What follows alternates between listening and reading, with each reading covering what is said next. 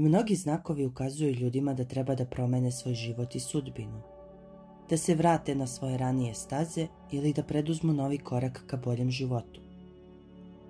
Vaša sudbina je najviše u vašim rukama, a evo na koje znakove treba da obratite pažnju. Iznenadni finansijski gubici.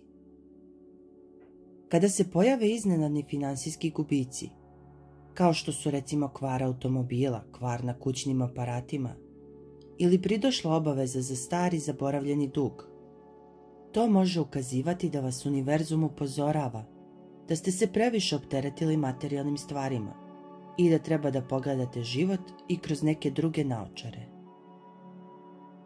Pronašli ste nešto izgubljeno. Na primjer, pre nedelju dana ste tražili olovku, ali ste je pronašli tek sada. Ovo može biti znak od univerzuma da ste na pravom putu. Neočekivano prijatno otkriće direktno ukazuje na to da ste u nedavnoj prošlosti postupili ispravno. Vaš put je sada sinhronizovan sa planovima univerzuma. Sve vam ispada iz ruku. Znate one situacije kada sve pokušavate, ali vam ništa ne ide od ruke. Univerzum na ovaj način pokušava da vam kaže da nepravilno trošite energiju i vrijeme. Najverovatnije vaš trenutni put nije kompatibilan sa onim koji vam je suđen ili sa onim kojim biste želeli da idete. Snovi se ponavljaju. San koji se ponavlja može biti bilo šta. U takvom snu se krije neki važan životni savjet koji biste trebali razotkriti. Protumačite ga uz pomoć svoje intuicije i u skladu sa trenutnom životnom situacijom.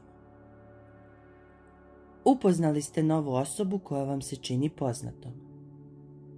Ovo je znak da ovu osobu treba bolje da upoznate. U svom životu imate nedovršene poslove i zadatke koji će vam ova osoba najverovatnije pomoći da obavite. To može biti sastanak koji vam menja život i koji će vam u potpunosti otvoriti nove puteve. Ova osoba može da vam ukaže na grešku, ali i da vam pruži savjet. Sinhronizacija događaja. Ponekad se dogodi da ste negde na televiziji ili na radiju čuli frazu koja je odgovor na vaše pitanje ili da čujete reči koje ste krenuli da izgovorite. Na primjer, stojite i razmišljate gdje da odete da se odmorite. Na radiju čujete izjavu: pozivamo vas da učestvujete u turističkom putovanju zemljama Azije. Ovo je znak da vredi saznati više o ovom putovanju. To također može ukazivati na to da vaše misli teku u pravom smeru.